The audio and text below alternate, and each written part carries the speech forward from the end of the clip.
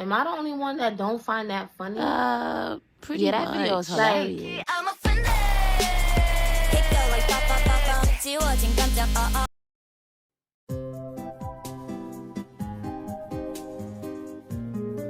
I don't think I've ever been this stunned by an ITZY release before, in a good way.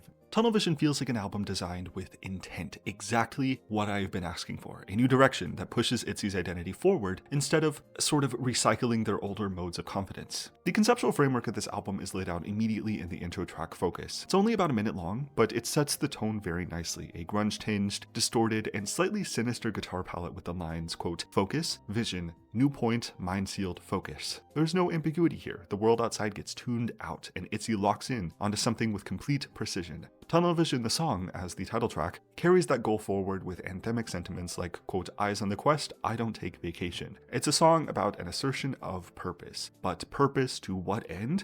What is the quest in question? Here's where things get a little interesting for me. Tunnel Vision technically commits the grave sin in pop music of being a song that's not really about anything. The lyrics are vague and there's no clear narrative thread. And yet, I still think it works. The Dem Joints production gives Tunnel Vision such an assertive personality that it feels like the meaning doesn't need to be literal here. The percussive heavy instrumentation and often distorted textures feel purposeful. The song's very, in the moment structure mirrors the state of having tunnel vision. It's almost like the song is hypnotizing you or instructing you into its headspace, and as a consequence, it has the potential to still be conceptually satisfying. I know it sounds weird to call a song about nothing, but what I mean by that is there's no direct lyrical context to close the narrative loop. Comparing it to a song like Not Shy, where ITZY tells us explicitly before the pre-chorus, quote, not shy to say I want you. That closes the story. We know what they're talking about. We know why they're not shy, right? Tunnel Vision doesn't do this. There's no object of desire that we're explicitly vying towards in our tunnel vision. But the music video subtly fills in the blanks for us, which is another thing I really love about this comeback. The music video is so well produced. There's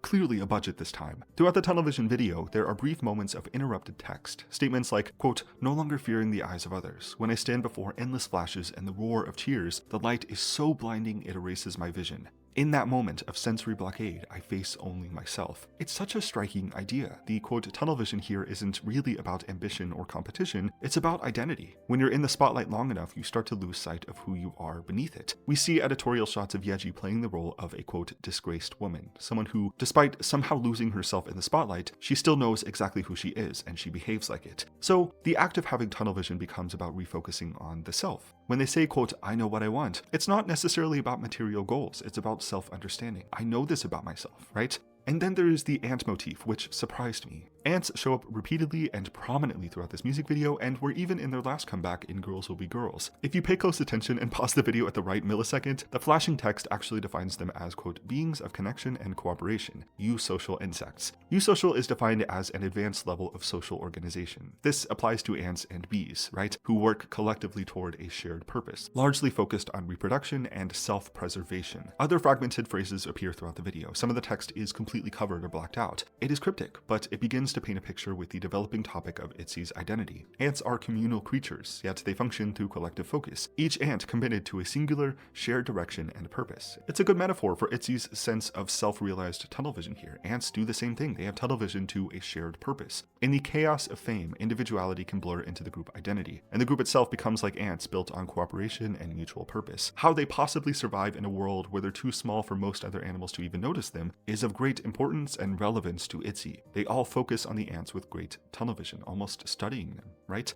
So in likeness to the ants, ITZY moves together and for one another, which is how they've learned to endure the chaos of fame. In this sense, the song does narrowly dodge the actually about nothing allegations, as long as you put in the interpretive work. The pieces are there, you just have to assemble them. That makes it rewarding, but perhaps inaccessible to general audiences by title track standards. I think most people aren't going to be willing or even privy to putting in the work to understand the visual subtext of the song, especially when the music video itself requires you to pause it at just the right second to pick up on the subtext. Tunnel Vision, the song, outside of its chant-heavy chorus, doesn't really give you an immediate melodic hook or obvious emotional payoff. The other tracks in the album have a clearer textural base, something catchy or atmospheric to latch onto. The Dem Joints production here is all about being in the moment. If you're not paying attention to the texture, the song can certainly feel static, right? There's no big build-up or cathartic release, it just holds its ground. The percussive rhythm locks you into place, anchoring you into the present, almost forcing you to experience what is now. Thematically, this mirrors the concept of tunnel vision perfectly. You're not looking forward or backward, just dead ahead from where you are in the moment. I really like how aggressively the song shifts between sections as we're made aware of new directives. This is a very commanding song. The transition from the verses to the pre-chorus feels like someone grabbing your face and forcing you to look straight ahead. It's jarring, but I think that's intentional. ITZY's tone here feels like them embodying the discipline of tunnel vision, the kind of, I guess, intensity it takes to block out the noise. Tunnel vision might not be ITZY's most instantly gratifying title track. I would say on first impression it is the weakest link on the album by a good margin, but it's their most conceptually precise single in years. There is an obvious commitment and follow through on the concept, which I really appreciate. The soundscape presented in these first two tracks outlines that we may be in store for quite an explorative mini album, and that is exactly what we get. ITZY have crafted a project that expands what their conceptual confidence sounds like when filtered through self-awareness and grit. It's punchy and deliberate and surprisingly emotional without ever losing that signature sharpness that has always made them stand out. The first track after Tunnel Vision is DYT, the first of 3 songs that make me mad it wasn't the title track. This is ITZY back in full form. A confidence anthem, tried and true, but this time it's darker around the edges, more tactile in tone. Thick bass lines and a vocal delivery that oscillates between, this kind of playful taunting and pure dominance. The song oddly doesn't explain what DYT means until the final chorus. I don't really know why, but I kind of like it. We're back in the direction of ITZY's mastery over tonal confidence, where they can get away with not explaining themselves. By the time we do find out that DYT stands for Do Your Thing, it feels earned in an unexplainable way. I don't really have a reason why. The build-up just makes the final reveal hit harder. It's not a narrative twist, it's just, I guess, an emotional one? Maybe ITZY don't want to have to spell it out for you, but by the end, they do it anyways. The breakdown at the top of the chorus is monstrous, dragging you in before you even know what the phrase means. Again, you can feel the conviction before you understand it, which is kind of why I can appreciate it. By the end, the phrase Do Your Thing turns out to be directed outward, at a love interest, a dare to prove something. It all comes from a place of them knowing exactly who they are and what they want. The following songs Flicker and Nocturne slow things down a little bit. We never cross into ballad territory, which I know a lot of people will be happy about. Flicker leans into this quirky, almost UK garage and techno-pop direction. Glitchy percussion, very, I would say, eyelid-coated, chopped-up vocal samples, and a slightly disorienting synth texture. That disorienting edge to the production helps bring the narrative to life. Despite the chaos of the world happening around them, ITZY miraculously finds confidence within themselves, enough to keep going. All it takes is a single spark, a single flicker, to set their hearts and minds on fire again. The following song, Nocturne, by contrast, is moodier and I would say more cynically introspective. Full of distant reverb and subtle trap-influenced percussion. There's an intimacy to the vocal mix this time, a lot closer to your ear now that ITZY has, I guess, lured us in almost confessionally. Despite the confidence they have to keep going, Nocturne tells us that it's starting to set in how difficult it is for things to change for them. ITZY dreams of moving forward, but continues to wake up in the same place with little to no progress. And then comes 8-Bit Heart, the grand finale like no other. Honestly, this song has brought me to a state of enlightenment. This might be the most ITZY song that ITZY has ever made. I'm so serious about that. It's everything they represented distilled into one track. It is bold, funny, self-referential, confident, and a little bit chaotic, all at the same time. I'm genuinely stunned. This wasn't the title track, or even thought to be made a pre-release or a post-release, right? From the opening beat, you know you're in for something special. The retro video game aesthetic is fused with a hyperpop sensibility. There are compressed synths, digital blips, and a very metallic vocal layering, incredibly video game-esque in atmosphere. The lyrics are clever and also ridiculous. Quote, "Call me a side quest, no shade, no tea, but obviously, I'm offended."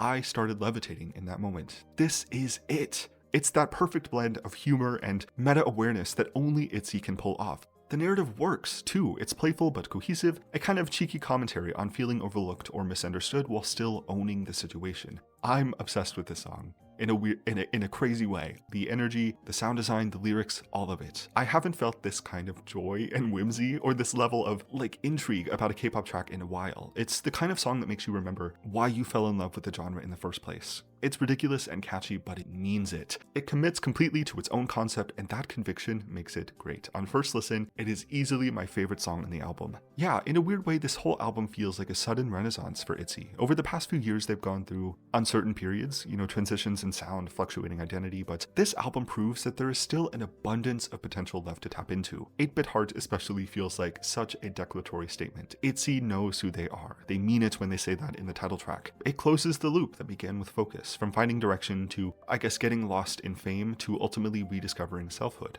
It's a short but very satisfying arc by the end, to see them kind of reconnect with that spark and move forward as artists together. Yeah, on first impression, a relatively sudden but incredible comeback. I can definitely understand why it was pushed. It is cohesive and self-realized, exactly what ITZY needs. For me, it reignited a genuine excitement for what K-pop can be when it's done with heart, humor, and a little bit of craziness or chaos, right? This is what I think. 8-bit heart supremacy. It has kind of changed my entire outlook on life. But I really appreciate this whole album. Thank you for watching this. If you did, let me know what you think about this album, your thoughts on the overall comeback, your favorite songs of first impression, and things like that. Thanks again for watching. Subscribe if you want to, and I will see you next time.